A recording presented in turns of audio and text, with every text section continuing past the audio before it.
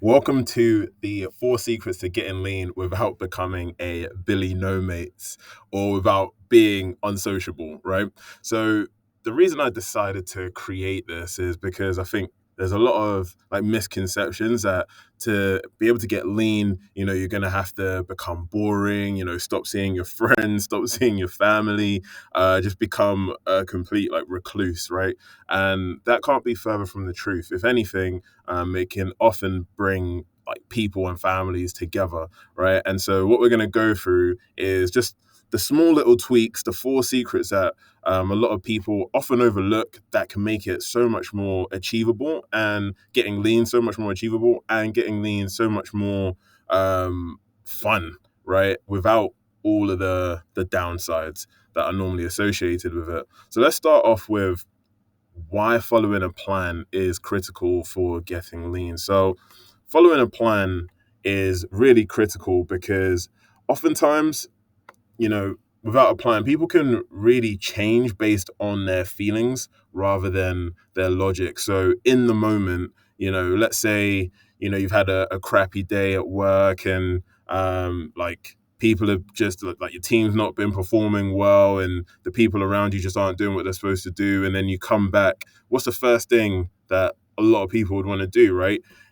If you've got a sweet tooth, you go for the sweet draw. If you just love a bit of drink, then they go for the alcohol, right? And so that's very much in the moment, and then just responding and reacting to emotions rather than following a plan. So the benefit of having a plan is oftentimes not every single time, we're not robots, but oftentimes having a plan in place can stop just those emotional sort of knee-jerk responses to food and using food as a crutch rather than processing the emotion properly. Yeah. So also without a plan, it's easy to fall off track, because you're oftentimes without a plan, you're just kind of reacting sort of moment to moment to moment, and you can't really see the wood through the trees. So you're just sort of thinking, what am I going to have for the next meal, rather than having the broad overview of everything you're doing and why you're doing it. So without a plan, a lot of time is wasted. And again, that's just from always thinking, what should I have next? Even with all the best intentions in the world, I've seen, when clients want to start eating healthily without a plan in place, they're always thinking and second guessing themselves. And so then there's a lot of doubt. And so all of that just eats up a lot of time. Should I eat this? What about this? How about that? Right. And if you go to the internet with those sorts of questions, I mean, we all know there's like hundreds of options out there, oftentimes really conflicting as to what you should do, right? So it just creates a lot of confusion without having a plan in place.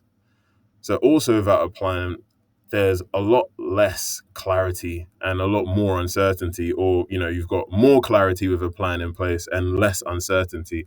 So you just know exactly what you're doing and when you're going to do it. So all of those, doubts or questions around uncertainty, whether I should do this, whether I should do that, is just all taken care of up front.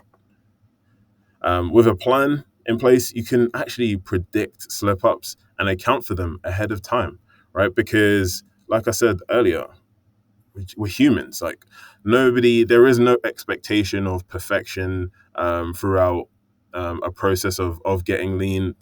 Even the leanest person in the world has had a slip up, right? And so, let alone for us, like mere mortals, we just want to look a little bit better, in our clothes and or lose a bit of weight and just gain that confidence back, right? And there will be slip ups along the way. It's just inevitable. And the benefit, and this is probably one of the biggest benefits of having a plan in place, is actually you can intentionally sort of build those like cheat meals or slip ups, if whatever you want to call them, into your plan so that you can actually make it a lot more enjoyable and sustainable throughout the whole process. So it doesn't even feel like you're neglecting yourself in any way. So, and then lastly, a plan gives you a structure and a step by step roadmap for accomplishing your goals. Like let me ask you a question. If you wanted to go to Glasgow now, right? And we both got in the car together, like what's the first thing that you'd do? It'd probably be to set your sat nav, right? Like most people would say, I want to set my sat nav so I know what turns to take. And getting lean and improving your health and fitness is very much the same thing, right? We're here today and we want to get to there at some point in the future. So, like, how do we navigate that? What's going to happen along the way? And our plan, you can create all of that ahead of time. So, one of the most common responses I get when we talk about meal plans, and you might have even already said this to yourself internally, or maybe just outright said it, is meal plans won't work for me.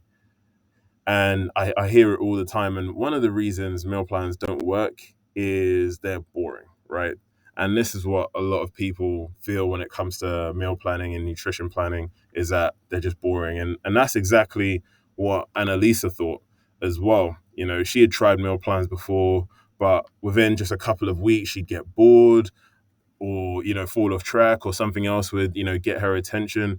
But what she found was having a short term trackable goal kept her engaged, because she could see the short term progress, which gave her that sense of accomplishment that she's never had before, right? So that sense of accomplishment, and you get into this sort of virtuous cycle, and once you start getting these small wins, then you just want to do more of it and do more of it. And that's really the power of setting a goal.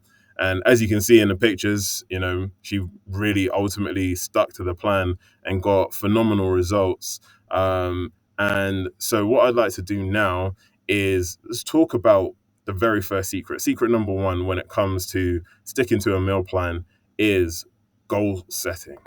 So it can be really often overlooked, but this truly is step one or step zero in the process for getting lean. Because, again, kind of using that roadmap analogy, we have to know what our destination is. We have to know where we're going. And that's all a goal is. It's just a target. So if we can set that first, then we can build a plan along the way. Or the alternative would be, to get in the car and say, okay, I want to go to Glasgow, and just kind of make it up as you go along. Chances are you're probably not going to arrive at the place that you wanted to get to, right? So the first part of goal setting really is, what do you want? Asking yourself that question, what results do you want? And being really specific with that. So whether it's weight, a specific weight you want to get to, or dress size, or body fat percentage, just really getting clear and writing it down. I should have put that on the slide. That's a really important part of goal setting, is having them written. And then, is there an energy goal? Maybe you want to feel less lethargic, or is there a reduction in injury? Maybe you want to get from a pain scale of, let's say you've got a shoulder injury and it's currently at an 8, and you want to bring that down to a 4, and you want to monitor that over time, right? You can set a goal around that. Or is it gaining strength? Whatever the goal is, just getting really, really specific about it. So, which leads us into how to set goals. So, making it smart. I don't know, maybe at your workplace, you may have heard of this acronym before, around goal setting. And it stands for, it's called SMART goals, and it stands for specific, measurable, achievable, results driven, and time bound. So it's making sure that your goal fits that framework overall. So to give you an example, let's just say, our goal was to gain strength on our squats, right? So firstly, I'd say it's specific, it's to gain strength on our squats. Now, to make it measurable, I'd have to put some numbers in there. So I'd have to say, I want to go from squatting 40 kilos to 60 kilos, right? So now that's measurable, because I can track that along the way. And then I can also see very clearly, has that been done or not done, right? So that's the M, that's the measurable. Then the A, the achievable. Well, that's a little bit more subjective, right? You've got to think, is that, wait, he's sweating. is that achievable? So is it realistic, in other words? So, you kind of have to say, to increase my strength from my squats by 20 kilos, I'd say that's realistic. It's achievable. It's not like I've said I want to triple it. I just want to increase it by 20 kg. Correct. So we've ticked that box. Then is it results driven? Well, it's kind of inbuilt into all the goals here. So it's definitely results driven. And then time bound. So I've got to put a deadline on it and say by when. So when do I want to achieve this goal by? So I could say, okay, we're in July now. So I want to achieve this goal by September, right? So I've given myself 2 months to accomplish this goal. So that's the smart part. Now, then, once you've done that, and I want to make today a bit of a workshop as well. So at some point, I'm going to get you to sort of pause the video and actually go through this. So once you've got your goal set and clear, like pick just one goal. Then we want to go into why is that goal important to you? And this is really often overlooked, but probably the most important part of the goal. Some of you may have even have done SMART goals before, but this next part is what really adds the juice to it, adds the energy to it. This is what really makes it happen. So the benefit and the consequence. So what I mean by that is, what is the benefit that you're going to get from accomplishing this goal? And this is going to take some time to think about, right? And so I've given you some categories here that you can see on the screen. So how is it going to benefit you socially? How is it going to benefit you emotionally? How is it going to benefit you financially, mentally, in terms of your family, spiritually, in terms of your confidence and self-image? So write something for each of those categories. So to give you an example, in my squats, if I went from 40 kg up to 60 kg, how would that benefit me? Let's say in terms of my confidence, I'm going to feel fantastic, right? I've got this sense of accomplishment. So I'm going to feel much better about myself. How is it going to benefit me emotionally? Well, again, it's that positive sense of emotion, that positive sense of accomplishment, which is, priceless ultimately.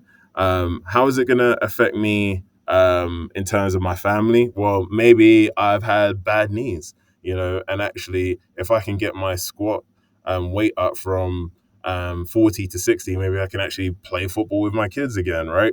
And so it can benefit my family, right? It can affect others around me. How could it affect me financially? Now, it might be a stretch. I'm probably not going to go sign for Arsenal now that my knees are a bit stronger.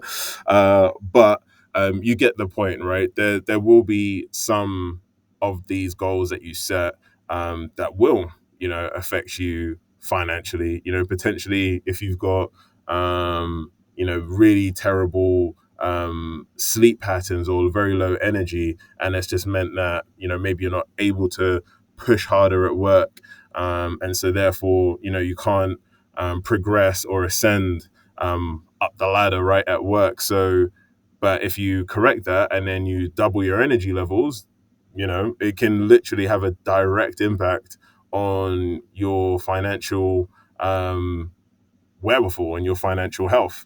Literally, you can have more energy to be able to create more, right? That's ultimately what finances is. It's a result of an output of energy, and you get an input back in. So naturally, if you've got lots more energy, you can do more and produce more. So lots of these categories, there'll definitely be a fit if you think about it. So that's one thing, right? So look at the benefits, and then what I then want you to do is look at the same categories, but then also look at the consequence from not doing it, right? So then now we've got the carrot and the stick.